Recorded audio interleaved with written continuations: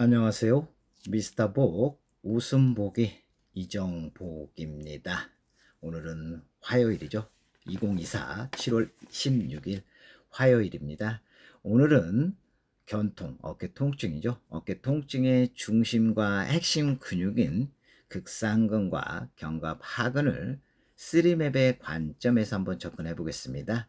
우리 3맵이라고 하면 3이라는 숫자가 있죠. M이라는 것은 우리가 이제 철자인데요. 하나는 메리디안, 경락적인 요소, 머슬, 근육적인 요소, 그리고 매뉴얼, 그리고 AP는 아날로지, 아나토미, 해부, 피지올로는 생리, 이거를 이제 의미하는 개념으로 한번 접근해 보려 합니다.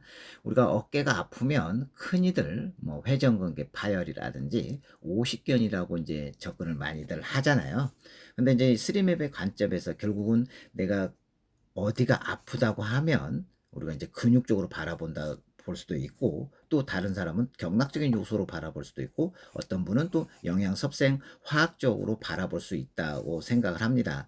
그것을 전체적으로 아우르는 게 스리맵의 관점이라는 말씀을 드리면서, 왜 견통, 어깨가 있을 때 견갑 하근이 핵심 근육이 되어야 하는지, 또 중심은 극상근이 되어야 되는지를 한번 생각을 해보면, 우리가 근육적인 관점에서 보게 되면 항상 기종신동, 기시와 종지와 그리고 신경지배, 그리고 이제 그 기시와 종지가 좁혀지면서 동작이 나오는 기본 툴은 알고 있지요. 그러면 극상근과 견갑하근의 공통점을 한번 끄집어낼 수 있지 않을까. 물론 근육이라는 것도 보지만 과연 이게 경락적인 요소에서 근육을 또 근막을 누가 주관하느냐는 따라서 좀 달리 볼 수 있다고 저는 생각을 해요. 그래서 극상근과 견각하근의 어떤 임상 특징을 아는 것도 중요하지만, 그 점에서 끄집어낼 수 있는 것은 무엇이냐라고 할 때 우리는 간주근, 간은 주관한다. 무엇을? 근. 여기서 근은 근육과 근막을 동시에 얘기할 수 있을 것 같고요. 결국은 고객이 통증을 호소할 때 통증간, 결국은 여기서 통증간이라는 이것은 간경락의 14개의 혈자리를 의미할 수 있고요. 결국 경락선은 A와 B를 연결해 준다. A라는 것은 장부요, B라는 것은 또 체표라는 것을 알아차림할 수 있는 부분이 될 것 같고요. 우리가 이 화살표의 모상건막부터 경추 5번, 어깨, 회전근개, 극소는 극하근과 소원근이죠. 견갑하근.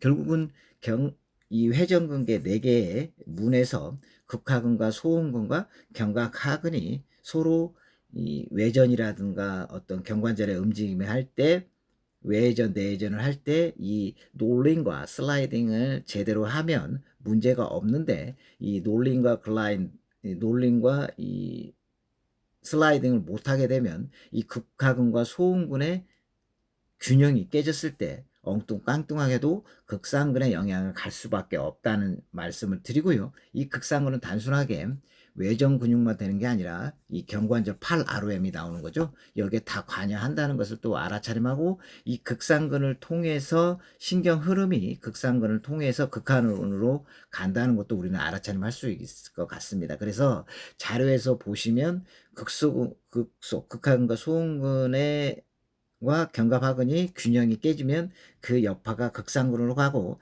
그 극상근의 신경 통로에 의해서 극하근까지 문제가 되고, 결국 극하근에 문제가 된다면 기량적인 요소인 견갑하근까지 문제가 될 수밖에 없다. 그 얘기는 결국 견갑하근은 우리가 흔히 얘기하는 오십견, 새벽통증이 심하고 시계추 운동, 팔목 쪽에 조금 시큰거리는 것은 무조건 견갑하근을 우리가 봐야 되고, 경락적인 요소에서 신경락의 지배를 받는다까지 또 알아차림하는 것도 좋을 것 같아요.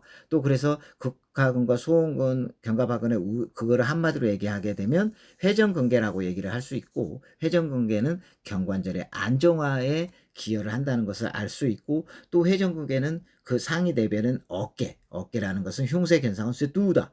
흉골과 쇄골과 견갑골과 상완골은 세트다. 세트라는 것은 우리가 햄버거 가게에서 햄버거를 시키면, 세트로 시키면 햄버거와 감자튀김 콜라가 오듯이 마찬가지로 흉쇄 견도는 세트로 움직인다. 그렇다면 거기에 관련되는 뼈와 근육들, 신경, 혈관들도 연결되고 연동되고 영향을 미칠 수 있다. 그 어깨의 신경 지배루가 어디서부터 시작되냐? 경추 5번부터 상완 신경총이 시작됨을 또 알 수 있고요. 경추는 결국은 경추의 기량적인 요소는 이 전면에 있는 대흉근 또는 전중 세치위를 보는 것도 중요하지만 보다 더 큰 사이클은 위에 있는 모상건막을 볼 필요가 있다. 그러면서 모상건막을 통해서 나는 무엇을 생각해야 되냐라고 하면 상체 관리숑, 흉쇄를 뜯으면 얼굴이 풀려, 얼굴이 풀리면 전신이 풀려, 사각을 풀으면 발동작 나와, 두피를 풀으면 눈이 맑아져, 끝! 이런 것처럼 상체 관리숑을 함께 또 바라보는 관점으로 접근해야 되지 않을까 이런 생각을 합니다.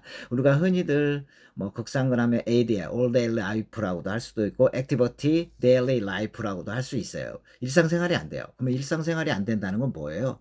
이 팔하고 관계가 있지 않습니까? 그러면 결국 팔을 내가 뻗는다든가 뭐 벌린다든가 뒤로 한다든가 이런 게 안 되겠죠. 그러면 그게 기본적인 건 뭐예요? 칫솔질. 앞으로 하는 거 칫솔질 되겠죠? 빗질이 되겠죠. 뒤쪽으로 하면 등이 가려울 때 긁을 수가 없잖아요. 이런 거를 생각하면서 극상근이 근육학적으로는 외전, 벌림이죠. 30도까지는 극상근.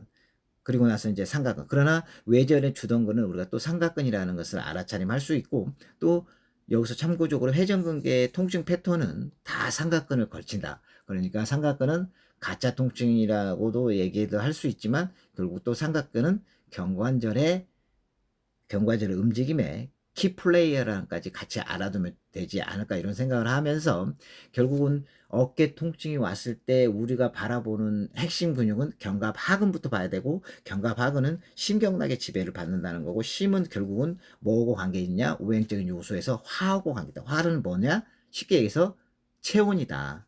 열이다. 변화다. 순환이다. 소화와 호흡이라는 것을 또 일련의 이런 연관성까지 기억하시고 접근하시면 되지 않을까 이런 생각을 해봅니다. 그래서 어깨가 아프면 극상근일 수밖에 없는 이유도 설명이 되어지고요.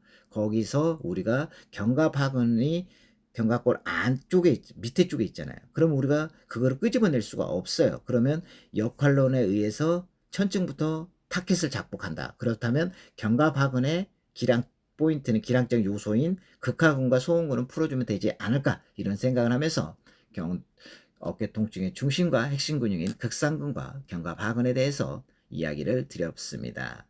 고맙습니다. 사랑합니다. 덕분입니다.